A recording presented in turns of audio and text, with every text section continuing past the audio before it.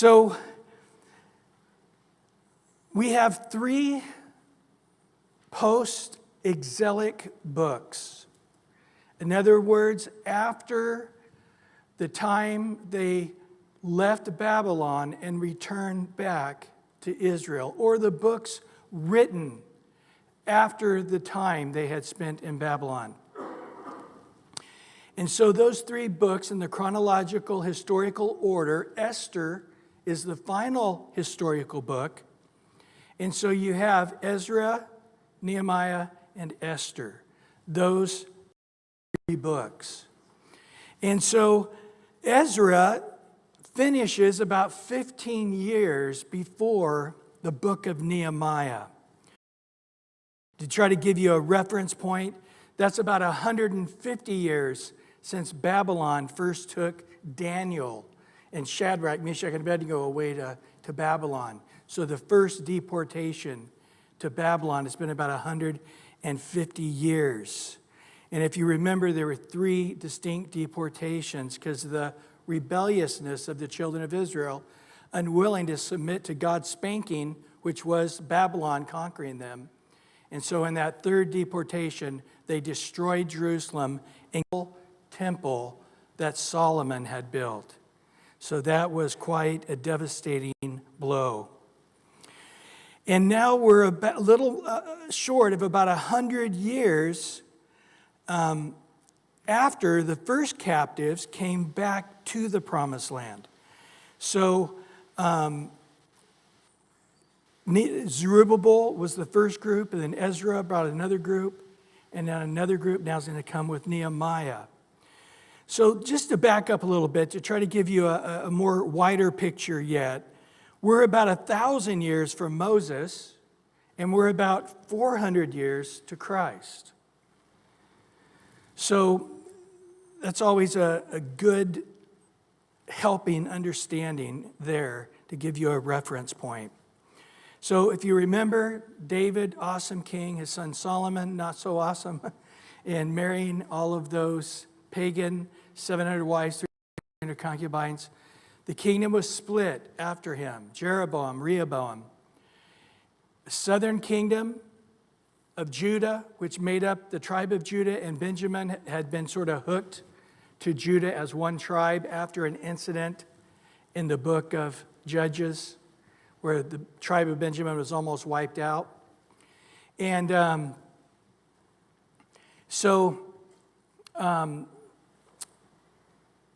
they were together in the southern kingdom called Judah. Then there's the northern kingdom, which was typically a more wicked kingdom. Remember when all their people started to leave the northern kingdom because they wanted the temple, they started to migrate and readjust where they were living towards Jerusalem, that they quickly built 2 golden calves, one in Dan and one in Beersheba, to try to say, hey, here we can worship here, as if that would be acceptable. And that didn't go well. But in time, a great kingdom was raised up, Assyria, and they took out the northern kingdom called Israel. And some years later, God now raised up Babylon, greater, and Assyria is now wiped out, and they conquer Judah. And so the Assyrians, they scattered and intermarried the 10 tribes to such a point that, you don't tell me, Siri, I tell you. You learn. You learn a little bit here. Might get saved. Anyway, so those kingdoms got just deteriorated. They really never did come back, ever. But Judah was promised that there would be a time that they would come back out of Babylon. And so the Babylonians allowed them to keep their nationality even though they were taken away to a foreign country. They would have been allowed to stay in their own country had they not kept rebelling. 2 very different ideologies in the way countries ran. Assyria wanted to conquer you, take away all your nationality, bring other people in from other countries. You had to marry them and lose your national identity. That was the Assyrians. And of course, from that, you got the Samaritans, if you guys remember, from that northern Israeli thing with the Assyrians. But the Babylonians allowed them to keep their identity to a major degree. So understand that Judah, even though it was primarily Judah and Benjamin, there was a part of all tribes there. And don't forget, the temple was there, so the tribe of Levi was there, even though it wasn't counted as one of the 12 tribes. There was actually 13 tribes if you counted Levi as a tribe, but God didn't count them as a tribe. The guy Joseph, the guy with the coat of many colors, he got 2 tribes. One called Ephraim from his son Ephraim and his son Manasseh. You say, where's the tribe of Joseph? There should be a Joseph tribe. Yeah, there should be. He actually got 2 of them, but they weren't after his name. They were after his sons' names. Quite interesting. But either way, there was now a group that made up the 12 tribes, but predominantly the tribe of Judah, the tribe of Benjamin, and the Levites would be the predominant people that would come back from Babylon. Interesting, isn't it, when you really start to follow this along, especially when you see God's protection on Judah, since that's from where the Messiah would come. I'll give you a general idea and a help why they were in Babylon to begin with. Jeremiah tells us it's because every 7th year they were to let the land go rest. It was God's year. It was his tithe, so to speak. And they, by faith, could never give that year of tithe. If I took a whole year off, I may not make it financially. I can't trust God to take care of me. So God's so mean. Take a year's vacation. That's horrible. You're such a mean God. You're so legalistic. Man, when you really look at the way God set things up, it was sweet. Because basically, almost 3 months out of the year, everybody 20 years old and above, a man, was to go to Jerusalem. They basically had to take 3 months off a year just to go to worship in Jerusalem. Anybody want to be forced to go live in Jerusalem for 3 months and worship God? Any takers here? We're Gentiles and we think it's awesome. And then every 7th year, they had to take the whole year off. Of course, knowing how disobedient the children of Israel were, they never really entered into God's rest. They never entered into his plan. They really never had the benefits of God's design on how he set things up. And a matter of fact, they were quite grieved having to go to Jerusalem. As we finally get to the last book of the Old Testament, they were bummed. It's taking all my energy away. It's just oppressive to have to obey you. And finally God said, no more. I'm not bothering you anymore.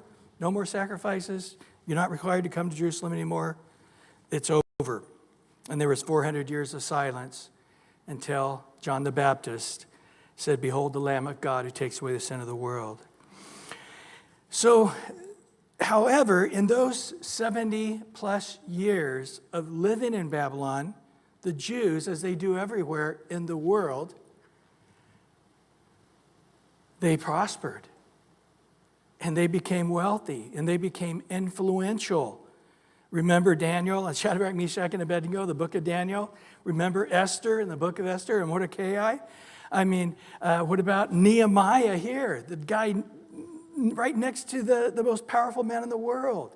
He was his right-hand man. So the Jews just seemed to prosper. And so Babylon was scientifically and architecturally and with water system and sewage systems and gardening systems, it was really one of the 7 wonders of the world. It was an incredible place to live.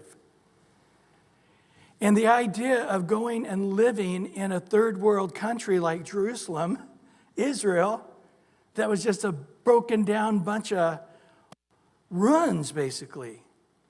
With a bunch of people that were living there, they're just so poor and uneducated, and they're just sort of a bunch of backwoods people living amongst the rocks. It didn't really appeal to the majority of the people. So you have at this time around 2.5 to 3 million people believed to be living. And how many does Zerubbabel get? 50,000. That's like not even 2%. I mean, that's pretty embarrassing, isn't it? Not even a good 10%. Just 50,000 people is all that was willing to go back and live there. Well, so Ezra ends, they got the temple built, and really not much more. They're just sort of sitting in a place that is very, very, very hard to live there because of the raiders raiding. So they got the temple, but they can't really use the temple. Because if they ever gather to worship, the raiders will show up to rob them or to persecute them or to make their life miserable for coming to worship the God of Abraham, Isaac, and Jacob. So it's about 75 years before when Zerubbabel came to build the temple that they did at that time try to build the walls as well. And I've got this documented in your notes as you follow through the book of Ezra, which we just went through. But the enemy lied, and when they said, hey, you got to stop this group, they're rebellious people, check the history books, you'll see that they were told to never be able to build here again. Of course, after that, they were given permission to build, but they said, don't check the latest reports, go check earlier reports. They were sworn to never be able to build, and they're over here, and the guy actually lies. They actually say, the walls are almost completely built here in Jerusalem. That's what the report is. And they're building this temple. It really is a monument of rebellion against you. And so they were stopped. But then years later, they started back up, remember, under Zerubbabel and Haggai and Zechariah, Zephaniah and Haggai, they started prophesying, saying, hey, you guys got to get back to work and obey God and he'll bless you. And they start building, and then they said, hey, you're breaking the law. They send word back, and this time Zerubbabel says, hey, do check the archives. You'll see that we were given permission. Yeah, that's true, but we had permission after that. So they check it, and then Darius there in Ezra 6 says, hey, help these guys out. Not only all you guys that were trying to stop them to build, you guys actually got to give them supplies to help them build. Whatever they want to do. And in particular, they attempted again for about the third time to rebuild the walls. So there were definitely times that they were trying to rebuild the wall. Probably the portion that was around the temple. When you go to Israel and you're on the Mount of Olives and you're looking at Jerusalem, the eastern wall of the city is also the wall to the temple. So probably as they're working on rebuilding the temple area, they were rebuilding at least part of that eastern wall, would be my guess. But they by no means were coming close to succeeding to building the wall. As a matter of fact, it virtually was completely not built at all when Nehemiah comes on the scene. Well, let's start into Nehemiah chapter 1, and here in verse 1, the words of Nehemiah, the son of Hakaliah, it came to pass in the month of Chislev in the 20th year as I was in Shushan, the citadel. The name Nehemiah, interesting, means Yahweh comforts, or the comfort of God. Most believe that Nehemiah was of the tribe of Judah. We don't have facts on that, but we do know that his father, which would make sense, he'd be part of the tribe of Judah, because his father's tombstone, his father's sepulcher, we learn in Nehemiah 2:3, was in Jerusalem, which would make sense if his father was, that's where his sepulcher would be, where the tribe of Judah was. The month of Chislev is important to take note of. It's the 9th month, which would be the month of November, December. And then the 20th year of Artaxerxes is a very important year. And it's interesting one of those years that we know exactly the year it was. 445 BC. Now, that's going to be a very important date. We're going to get to chapter 2, and we're going to understand the prophecy of Daniel in the 77 weeks, because it begins with the command to rebuild the walls of Jerusalem. And so we know the exact day, and we know the exact year, and we will talk about that. Shushan the citadel, this is in Persia or Iran today. It's in the Elam section. So if you look on the map of Iran, you see a section sort of down close to Iraq. It's called the area of Shusha, or the area of Elam. And I put in there, and you can't get it off your paper, but if you're on the app, you'll see a lit up reference line that if you click on that, it'll take you to a website and show you a map of where it's at, but it'll also show you the ruins of Shusha and some amazing finds they have there. So you archaeological buffs, you will enjoy the website that I've given to you to click on. But don't do it now. If you're at home, don't click on that. Do it later. So Shusha, sometimes it's referred to that, or Shushan. Remember, Daniel was there in his vision. Didn't say he was physically there at the time, but in his vision, he was there, and he tells us that in this vision, he was at the citadel in the province of Elam by the river Ulai. And so this all works perfectly as you look and find where that. This is what most people believed it to be, the winter palace of the Persian Empire at that time. So Daniel wrote his vision about 440. Again, we just studied that as well. And we see in verse 2 that this whole thing of Esther takes place in Shushan, the same place that Nehemiah is at also. And her thing was in the 3rd year of his reign.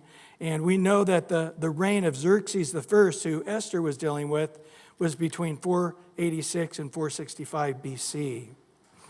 So that helps us with some reference points that'll be important as we move on in this story.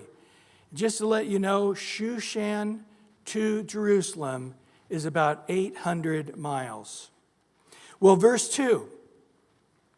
That Hanai, one of my brethren, came with men from Judah and asked them concerning the Jews who had escaped, who had survived the captivity, and concerning Jerusalem.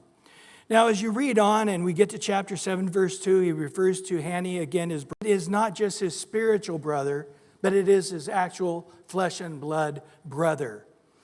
And like I said, later on, when he has to step away from being the governor of Jerusalem, he actually puts his brother Hanai in charge of Jerusalem, i.e., probably as the governor. And so Nehemiah was concerned about the country of Israel, but in particular about the welfare of Jerusalem, because he knew it would be a hard, difficult place because of the hardship and the persecution that was going on at that time. David Guzik says, we might think that an important man like Nehemiah had more important things to think about than distant cities he had never been to, and to a people he mostly never met. Yet, because his heart was on the things of God, his heart was not on himself, but on others. Of course, the Bible's pretty clear that we are all to carry Israel in our hearts, and especially Jerusalem, because that is the place that our Lord will come back as a warrior, and he's going to rule and reign there. And we are going to rule and reign there. And then when everything melts with the fervent heat, God makes a new heavens, a new earth, and what else? A new Jerusalem. Jerusalem is important to God. Therefore, it is important to who? To us, exactly. As a matter of fact, Psalms 137, verse 5 and 6 says this: "If I forget you, O Jerusalem, let my right hand forget its skill. If I do not remember you, let my tongue cling to the roof of my mouth. If I do not exalt Jerusalem above my chief joy."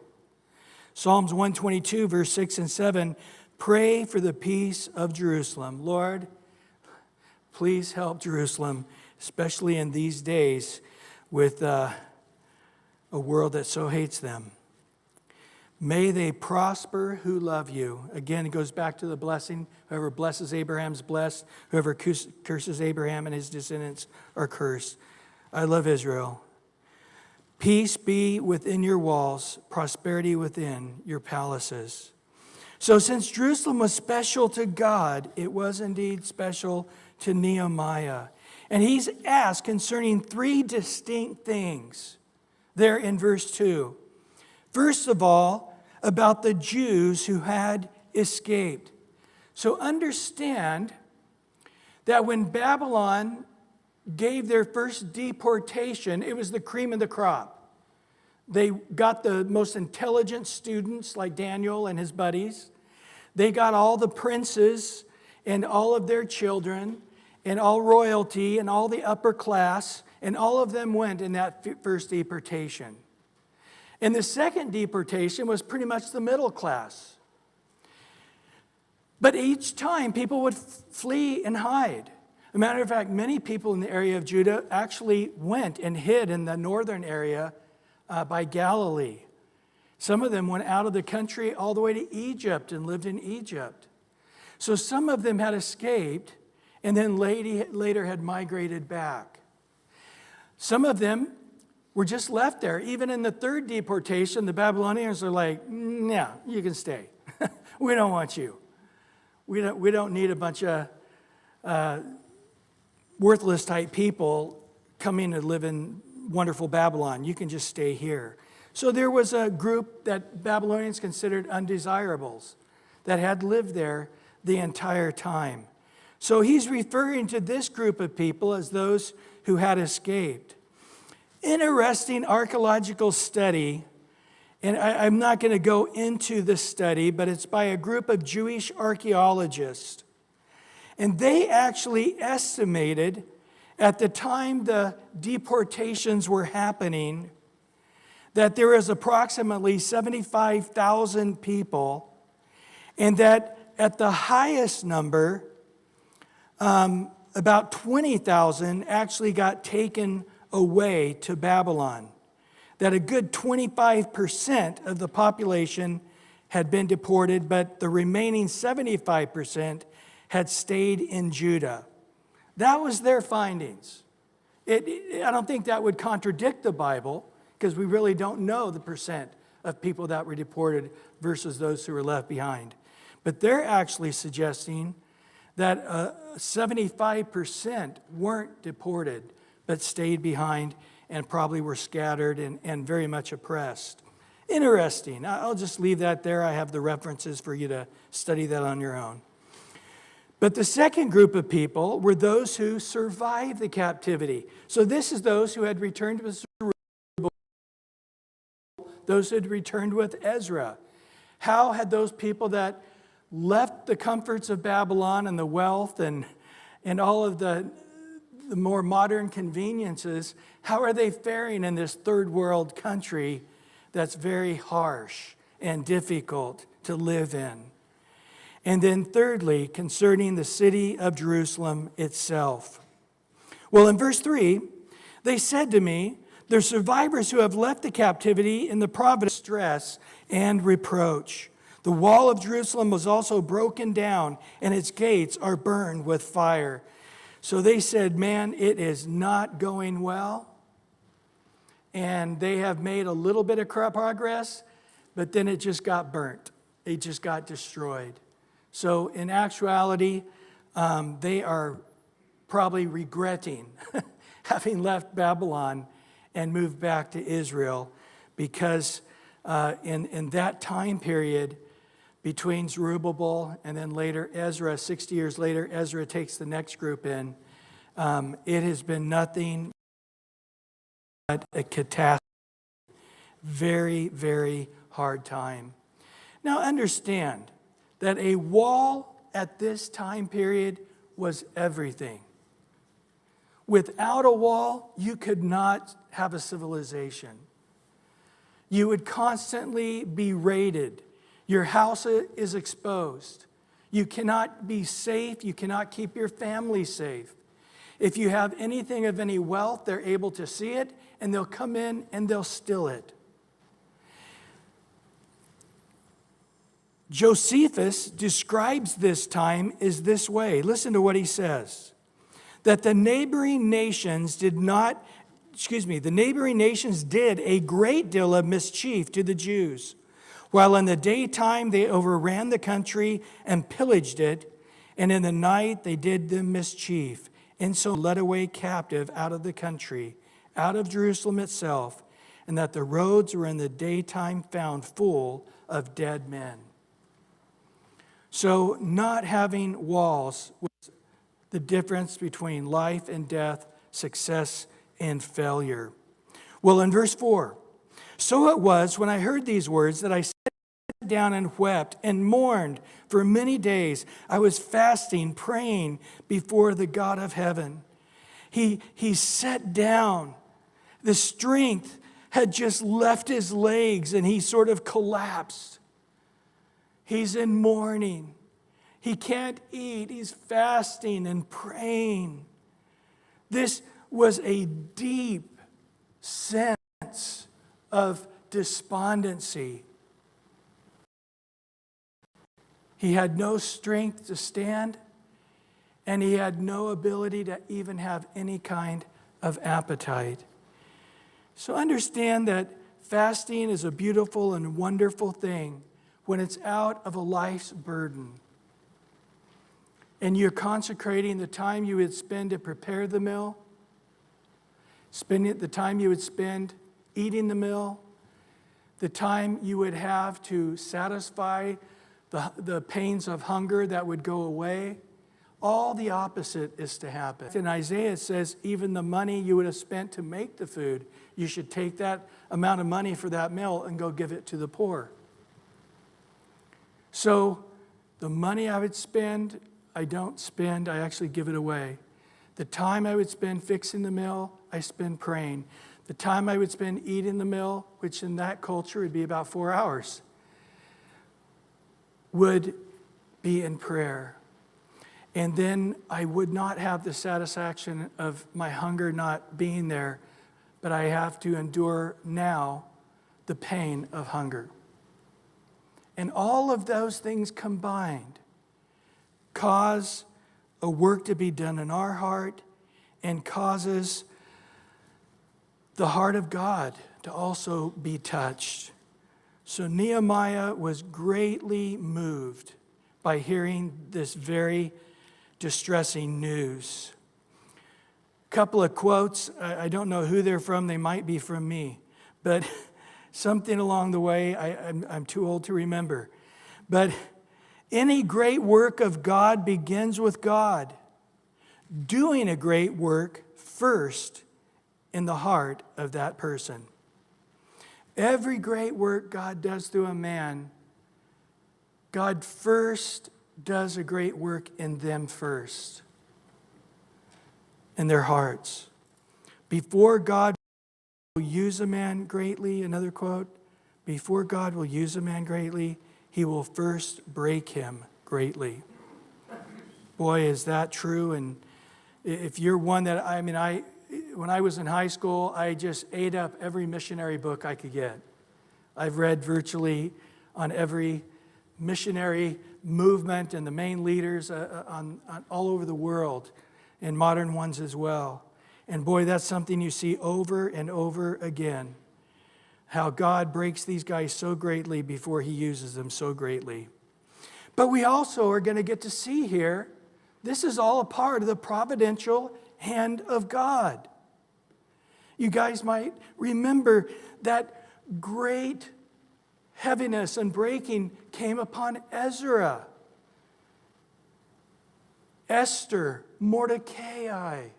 They were brought to this great moment of climax as well, with this crushing difficulty.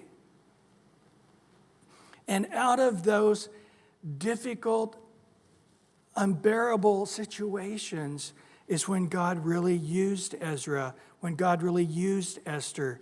And this is exactly what we're seeing again. And I'll tell you, in the life of every single great Christian, you hear the same story over and over again. You don't have the great story unless you have the great valley they had to go through before the victory. Is that true?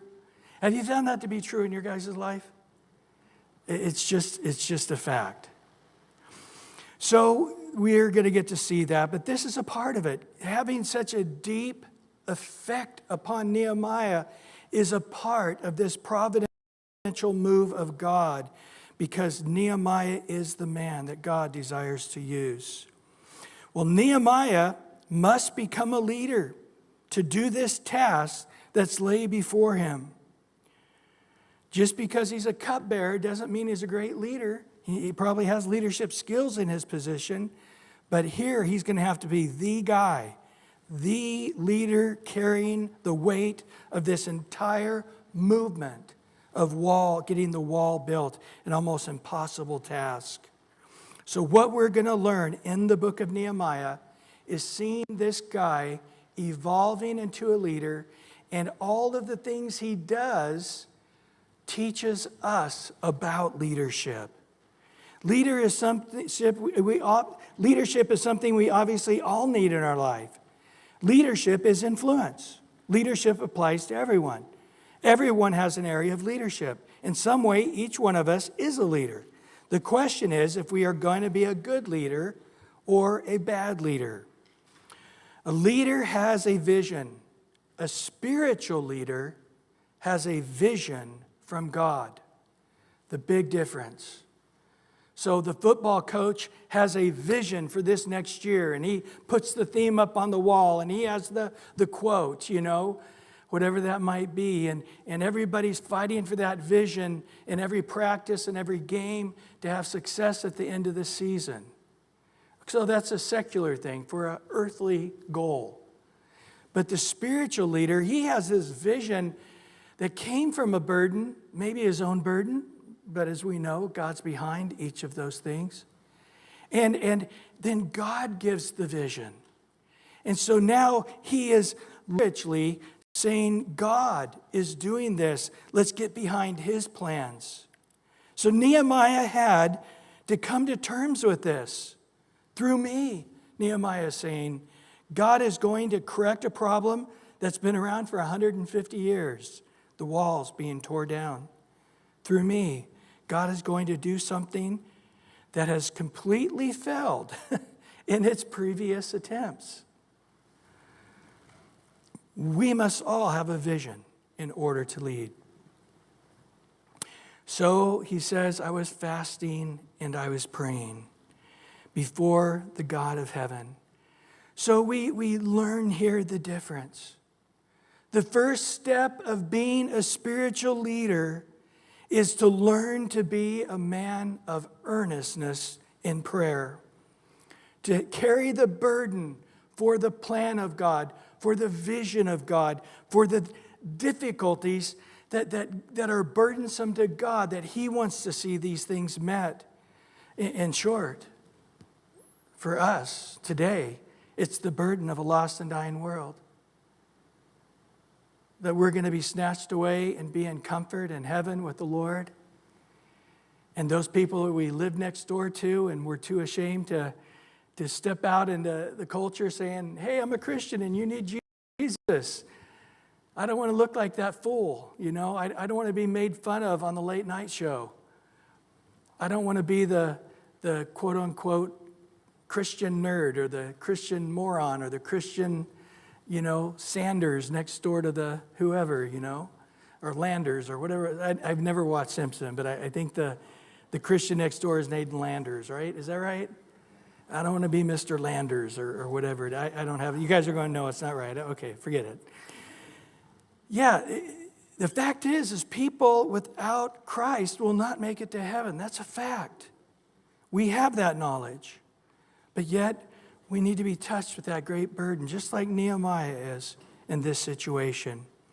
Chuck Smith has great quotes on prayer. He says, we can do no more than pray until we've prayed. But after we've prayed, then we can do more than pray. Nehemiah immediately turned to prayer and intensely seeking God in this situation, the first step of a true spiritual leader. Chuck has another quote on prayer. Prayer is the most important activity a born-again Christian can perform. It should head your list of priorities, for certainly the world around us desperately needs prayer. Prayer will open the door for God to do a glorious work in these last days. Prayer will stem the tide of evil. Another great quote by Chuck. The most important thing a born-again Christian can do is to pray. Boy, that's just common sense, isn't it? It's like saying water's wet. If you have any spiritual insight, you know how true that is. But let's just admit to each other, out of all spiritual duties, prayer is the hardest one. I was hearing one pastor speak on it, and he said, I've got good news and I got bad news. He says our Bible class, where we're going to be studying intensely Greek, which is a hard thing to do for a year, we have 17 people signed up to do that. They're going to meet one night a week, and for a year they're going to study Greek. That's a hard thing to do, to learn the language Greek. He said, the bad news is our prayer meeting is still empty. He just simply was pointing out, if it's something intellectual for us in the Western culture, we like it. If it's academic, if it's intellectual, if it feeds the brain, if it causes me to be smarter, if it gives me knowledge I don't have, we will make great sacrifices for that. Because we can see the growth, we can see the change. We can know if I study hard, I'll know it well. If I don't study hard, I won't know it well. We have control over it. But when you come to prayer, it's all spiritual. You don't get that gratification. When you sing, there's some physical gratification to it. You enjoy to sing, you like the music. It stimulates us physically and with our ear gate and our voice gate, and there's some gratification in the flesh to us to do that. Hearing the sermon, again, it can be interesting. There's some gratification to that. But when we come to prayer, all must die. There is not that gratification to the flesh. Matter of fact, it's very hard on the flesh. It's like, man, I've been praying 3 hours by now. 10 minutes, what? You know, it's hard. It's hard. It's amazing. And so it really does take a move of God upon our hearts to give us a burden, to be the people of prayer we need to be. Our soul is willing, but our flesh is weak. But notice what he prays. He fasts, he prays, he weeps, he mourns before the God of heaven. His eyes were on the Lord only, where our eyes must also be only upon the Lord. If you can't think to give anybody else a good advice, you're like, man, my car just got broken into, and my house got burnt down, and I lost my job. And you're just like going, oh my goodness, what do I say to this guy? I'm going to give you always the word of wisdom in any situation. You just need to get your eyes on the Lord, brother. It's always true, right? Say to somebody next to you, get your eyes on the Lord. Go ahead. Brian, you can say it to me. Go ahead. I needed to hear that. Thank you. Psalms 139, David talks about how the Lord got his eyes on him. The Lord, you have searched me and known me. You know my sitting down and my rising up. You understand my thoughts afar off. You comprehend my path, my lying down, and my acquainted with all my ways. But listen to verse 5 now of Psalms 139. You have hedged me in behind and before, and you laid your hand upon me. You can choose to humble yourself and get your eyes on the Lord, or God will humble you and get your eyes on the Lord. But the Bible always suggests you humble yourself. Have you ever noticed that? Humble yourself, because God will do it, but you won't enjoy that. He's going to get you on the side. He's going to get you behind and before and squeeze you in until you can't do anything but look up. And it won't be comfortable, but you will get your eyes on the Lord. Well, verse 5 through 7 now. And I said, I prayed, Lord, of God of heaven, a great, awesome God, you who keep your covenant and mercy with those who love you and observe your commandments. Please let your ear be attentive and your eyes open, that you may hear the prayer of your servant, which I pray before you now, day and night, for the children of Israel, your servants, and confess the sins of the children of Israel, which we have sinned against you, both my father's house and I have sinned. We have acted very corruptly against you and have not kept the commandments, the statutes, nor the ordinances which you commanded your servant Moses. I pray. Prayer is that essential beginning of spiritual leadership. And the vision, when it's big, it has to have God to empower it, or it won't work. And where do we get God to empower that? It's in the vehicle of prayer. If you don't need to pray and you can accomplish the goal, your goal wasn't big enough. Nehemiah prayed for 4 months. Do you remember later how long it's going to take to build the wall? An impossible task? 52 days. Just do the equation. It took him 4 months to pray for a 52-day job. I think that's a good ratio right there. But the foundation was prayer. The beginning was prayer. The very beginning of that project was bathed in prayer. And that impossible job was done by the power of God. He unified everybody as one man, no matter what the trials or difficulties were. God gave them grace, and A to Z, they finished it. And at the end of the 52 days, what happened? Great revival happened. And just on a real practical note, prayer helps our stress. Prayer helps strengthen us. You feel stressed? Pray. I'm still feel stressed. Pray more. You feel weak? Pray. You still feel weak? Pray some more. Isaiah 40, verse 31.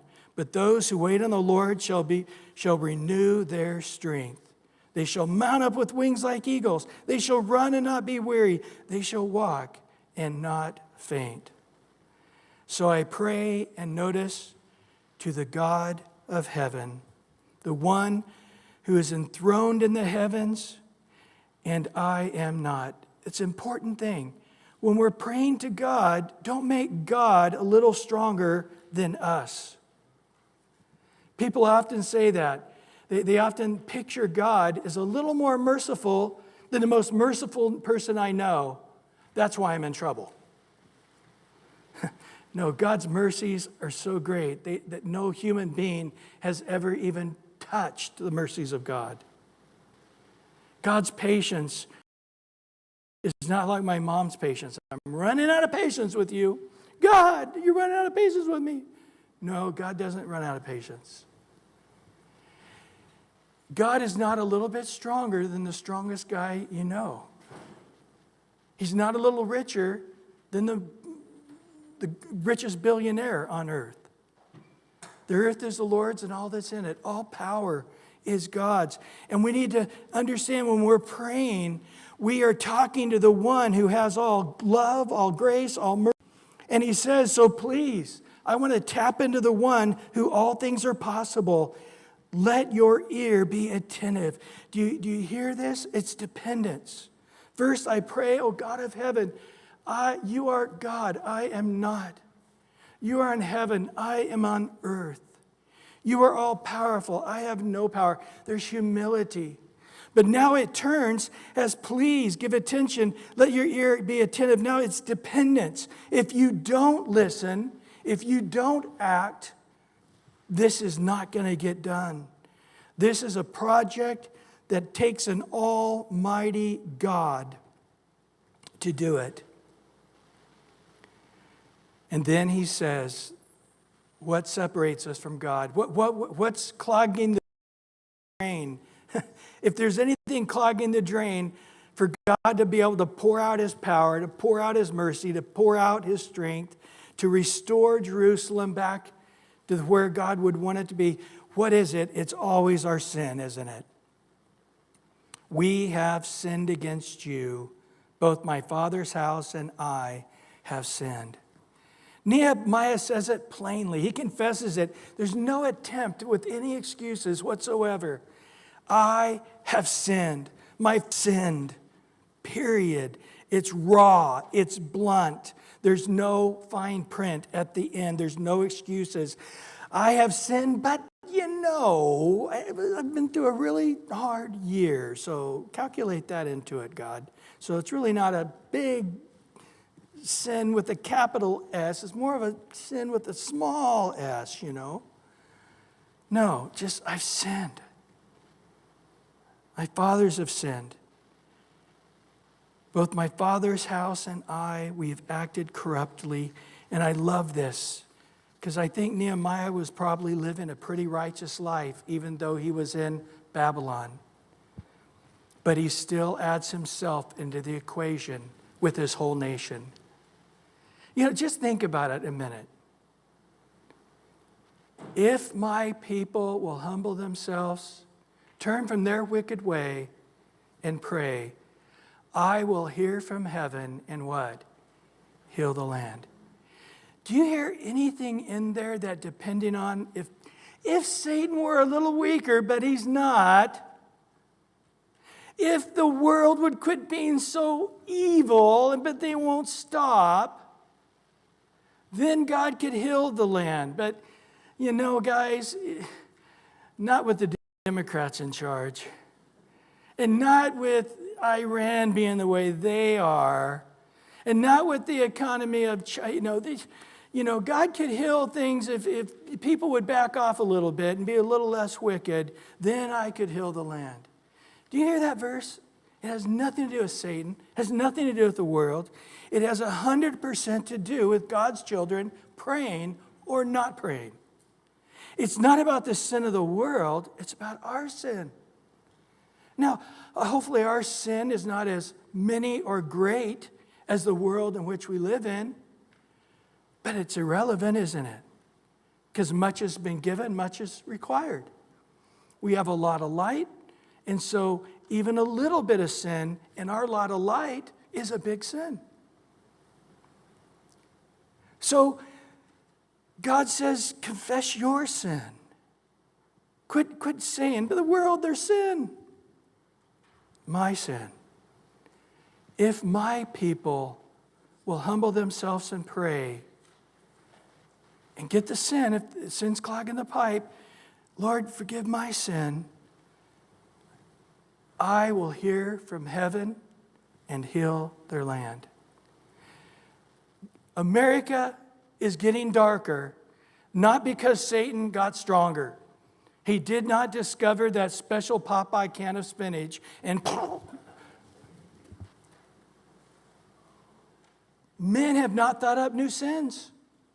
They're doing the same old sins they've done for thousands of years. Sin didn't get worse. Satan didn't get stronger. But yet, I will agree with you that the Christian light is dimming. And it's dimming because God's people are praying less. It has to be. That has to be the answer. Because we have the total answer if God's people will pray. So Nehemiah comes and he says, help with the sin issue, forgive us. And then in verse 8 and 9, remember, I pray, the word you have commanded your servant Moses, saying, if you are unfaithful, I will scatter you among the nations. But if you return to me and keep my commandments and do them, though some of you were cast out to the farthest part of the heavens, yet I will gather them from there and bring them to the place which I've chosen as a dwelling of my name. Now this shows that even though they were in Babylon, that Nehemiah had access to the scriptures, probably in the local Jewish synagogue. But he quotes perfectly some powerful scriptures out of Leviticus chapter 26 and out of Deuteronomy 30. And I wish we had time to read those, but I have them there in your notes. Just take time and read it. It's a prophecy of exactly what they did. He actually says in there, if you don't have faith to take the Sabbath year off, you don't tithe the seventh year, God's going to eventually have to take it from you. You know that with the tithes and the offerings? You can give it and be rewarded for it, or you cannot give it, but you will not have it to spend. You will not have the enjoyment of it. I had one of the pastors at San Diego years ago wrestling with tithing, and he finally was doing his taxes, and he looked at it, and he's like, okay, this is in November, December. He knows how much is going to come in January, and it came out to whatever it was back then, like $3,589.26. I don't remember exactly what it was. That would be a true 10% if I gave it this year. And he's like, I just can't afford to do that. In January, his car broke down, and it cost almost to the penny that amount to fix it. And the Lord just said, you can give it or I'll take it, but you're not going to enjoy spending it. It's not going to be yours to spend. And that's exactly what God said. You didn't for 490 years, you never tithed that seventh year. So now I'm just going to take the 70 years and I'm going to kick you out of the land. You're going to give me my years all together at once, but you're not going to be able to enjoy it. Instead of this 1 year of wonderful vacation, not having to work, spend the time with your family, letting God supernaturally provide for you, it wasn't an enjoyable year. It was in Babylon in hardship for the first generation for sure, being carried away captive, that God got his year back, or his 70 years back. And he actually says that in here. And then he basically says that if you do these different things, I'm going to take you away captive into a foreign land. But when you're there, if at some moment you recognize your sin and you will acknowledge that sin, then I will joyfully bring you right back into the land and prosper you more than you prospered before. Isn't that awesome?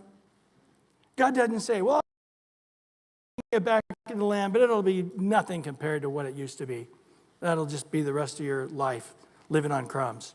No, he actually says, when you repent, I'll bring you back into the land, and I will prosper you in a way that your forefathers couldn't even dream of that kind of prosperity. Interesting, the grace of God. Well, there is no doubt the secret is the great power in prayer to plead the promise. He takes God's scripture and he takes it to God saying, you said this. Now, if you have kids, and maybe your kids annoyed you by going, but Daddy, you promised. Oh, I didn't want to have to, you promised you're going to take us to the movie Saturday. And you're just sitting down and getting ready to watch your game, and your kids are going, are you ready, Dad? What? You said you're going to take us to you promised. Oh, you know what? Let's do it twice next week. Leave me alone, You promised. It's annoying. But when we come to God and say, God, you promised, he loves it. He rejoices. He delights in us taking his promises and saying, we expect you to do this. But we have to come in faith and claim those promises. David said in Psalms 81:10, I am the Lord your God who brought you out of the land of Egypt. Open your mouth wide and what? I will fill it. 2 Corinthians 1:20, all the promises of God in him are yes, and in him amen, to the glory of God through us. God will not open the storehouses until we have opened our mouths in asking him to perform his promises. So you promised, I'm repenting. I don't know what the whole nation's doing at this moment, but I'm just trusting we're all broken and repentive over this. Hear my prayer and return us back to the land as you have promised. And verse 10, now these are the servants and your people whom you have redeemed by the great power and by your strong hand. These are your people whom you have redeemed. Do you remember that funny story in Exodus 32? Do you remember that when Moses is getting the 10 Commandments and Aaron and the gang make the golden calf and they're acting horribly? And what does God say to Moses? The Lord said to Moses in Exodus 32:7, get down, for your people, whom you brought out of the land of Egypt, have corrupted themselves. They're your people, Moses, and they're acting horribly. And then God basically threatens to completely destroy them, if you remember. And Moses comes right back, and he says, Moses pleaded with the Lord God and said, Lord, why does your wrath burn hot against your people? It's sort of like the husband and wife, right? Your people, they're your kids. No, they're not my kids. When they act like that, they're your kids. They're your people whom you brought out of the land of Egypt. He just comes right back at him. No. I did not bring them out of Egypt. You, God, who brought them out of Egypt. They're your people. No, Moses, they're your people. And then he comes back. He gives this great dissertation. And in Exodus 32:13, he says, remember Abraham, Isaac, and Israel, your servants to whom you swore to your own self, and said, I will multiply your descendants as the stars of the heaven, and all this land which I have spoken I will give to your descendants, and they shall inherit it forever. Aha, checkmate, God. They're your people. You promised their parents, and you promised them the land, and they would have it forever. So, end of story. What does God do? He says, checkmate, you got me. Notice in verse 14, Exodus 32:14, the Lord relented from the harm which he said he would do to them. To who?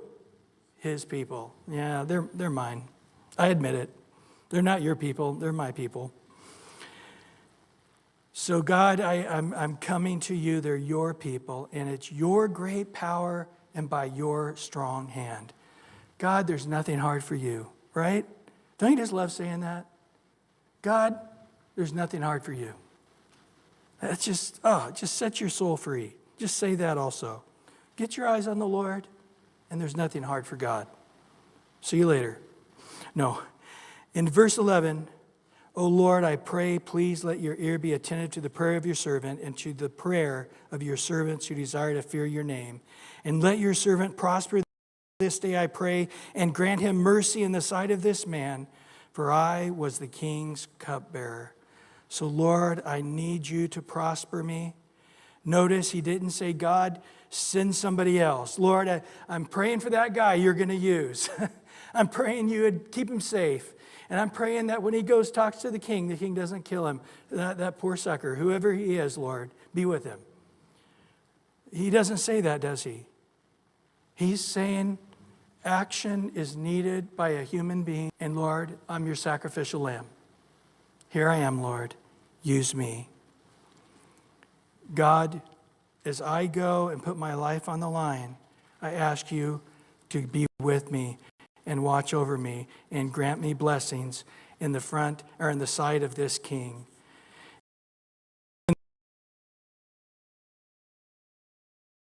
Was a life and death situation. What do we learn here? Marks of competent spiritual leadership. 1, a leader has a clear recognition of the needs. Number 2, a leader is personally concerned with the needs. Number 3, a serious leader goes first to God with the problems. Number 4, a leader is available to meet the needs himself. We also learn the benefits of prayer. Number 1, prayer makes us wait. We hate it, but we need it, right? God's always slowing us down, and we need it. Number 2, prayer helps me to clarify the vision. waiting and clarifying and God making it clear. Number 3, prayer quiets my heart. And number 4, prayer activates my faith. Next week, we're going to see more of this. We'll see a little bit this week, but 4 principles on preparation. Number 1, changing the hearts is God's specialty. Praying and waiting go hand in hand. And faith is not a synonym for disorder or a substitute for careful planning. Number 4, opposition is to be expected when God's will is being carried out. I mean, wouldn't it be nice if Satan didn't show up?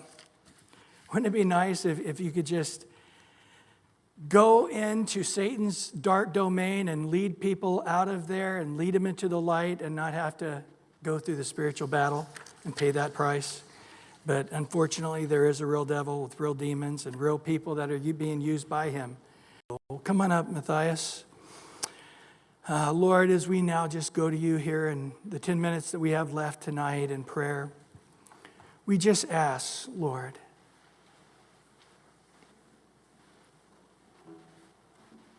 that you would guide us. Talking with some of the leaders this week, Lord, we come about this very, very point. We're tucked away inside this several levels of houses into this little park, into this little community that is totally invisible to the greater OC area, completely unknown by the majority of people within a 5-mile radius. But yet, Lord, you have a great work to do here. I know Costa Mesa was a little country church on the edge of town out in the middle of some avocado trees, totally out of the way of anything. And you drew the hippies by thousands. And so, Lord, I know that we don't need these aids. We just need the power of your Spirit to guide us and direct us. And Lord, as we know that we want to be burdened like Nehemiah over the distress of our world, over the walls broken down in our world. Lord, we know that Nehemiah didn't have such a broken heart without your Spirit's aid. Lord, give us a broken heart. Bring us to that brokenness where we are destined to be a people of prayer, where we are drawn to be people seeking you intensely. Lord, do that work in us, God. And if nothing else, let it always be said that Calvary Chapel Los Alamitos is a church of prayer.